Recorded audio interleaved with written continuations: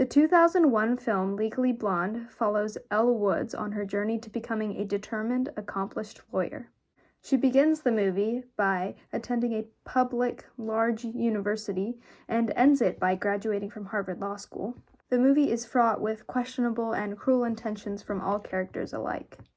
And it becomes clear throughout the movie that the proud study of law is just a playground for rich people hijinks. Through a Marxist lens, Legally Blonde can be seen as a commentary on how the capitalist agenda only benefits a small subset of society and leaves the rest in silent anguish. I would first like to discuss how the institution of Harvard acts as a pawn in the greater game of whims between these rich young people. Now, Elle goes to Harvard for the sole purpose of winning her ex-boyfriend Warner back after he breaks up with her. Which relates to my point about this all being a game for them, because the way he breaks up with her is he takes her to a fancy dinner and acts like he's going to propose, and then proceeds to tell her that he can't marry her because he needs to uphold some family image that she does not fit in with. Anyway, a common notion in Marxist theory is this constant conflict between the rich and the poor, and in Legally Blonde we don't necessarily see this conflict being very apparent, but the reason for that is because all the people we're presented throughout this movie are sort of seem to be in this upper echelon of wealth and class in society. And even though we see a character like Paulette's ex-husband living in a trailer park, he is very clearly a side character in comparison to the main theme, the more interesting theme of rich young adolescents. A Marxist analysis would reveal Legally Blonde's satirical nature in the sense that it feels like roles are reversed. Elle tells her mom that she wants to go to law school to win her boyfriend back, and her mom reminds her of this beauty contest she won, and asks her why she would throw it all away to get a law degree. Analyzing the movie in this way, we're almost prompted to laugh at the characters at some times. For example, when Elle's dressing up her dog Bruiser and pampering him, dressing him up in what seemingly looks like human clothing. Or another example is when Elle has a picture of her boyfriend Warner in her room. It's a headshot of him rather than some fun-loving picture of them two holding hands or arms linked or anything like that.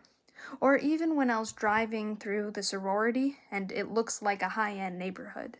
Whether it's any of those or the cosmopolitan books in her room or the fancy car in the truck in move-in day, or even just getting a nice dress to get proposed into, the audience looks at these and looks at how necessary it all feels to Elle and can't help but laugh or judge.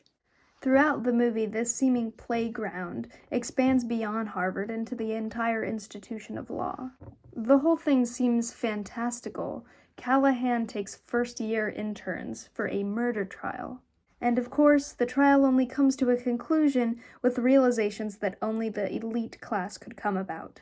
Elle's first hunch is that Enrique is gay when he says, "Don't stop your last season Prada shoes at me," supposedly implying that he was gay because only gay men would know designers. But sexuality and class don't go hand in hand. I mean, there are gay people of all different wealth classes.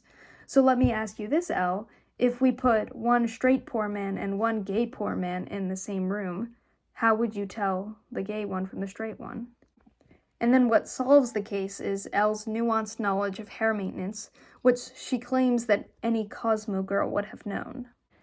And again, the basis for the realizations that she's making are only applicable in these specific situations. I mean, being a good lawyer is being well-rounded, is being able to support any client, and I'd be reluctant to consider Elle to support any client in a lower wealth class of people. But there were moments of realism that I appreciated. For example, the admissions process that was described. I mean, Elle was not a legacy, so they actually considered her for her statistics and extracurriculars. Now, ultimately, through a Marxist lens, Harvard clearly embodies everything Marxism is against. Just consider the institution, a factory owner or manager, and consider the students of Harvard, the factory workers. Now, the workers are doing this brunt work, and the owners or managers are taking advantage of their students, all the while the institution is who's getting paid, and the students are made to suffer. The one line that really solidifies my belief that this movie goes against Marxist ideas is when Emmett tells Elle to be complicit in the system rather than to take it head on.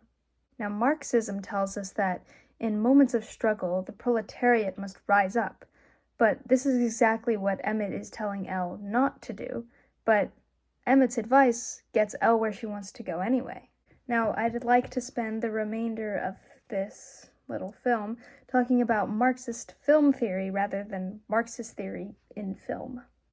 Marxist film theory is a specific movement following the Bolshevik Revolution of 1917 in Russia.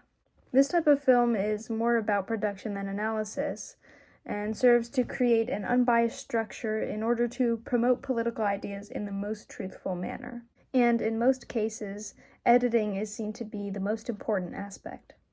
A great example of this type of film is Battleship Potemkin by Sergei Eisenstein. This is a silent and black and white movie that came out in 1925, and the movie is incredibly fast-paced and only shows scenes that are integral to the plot. Now, this movie is seen as sort of an ideal case of Marxist film theory, and actually, analyzing Legally Blonde in the same way, they resemble each other quite well in some ways.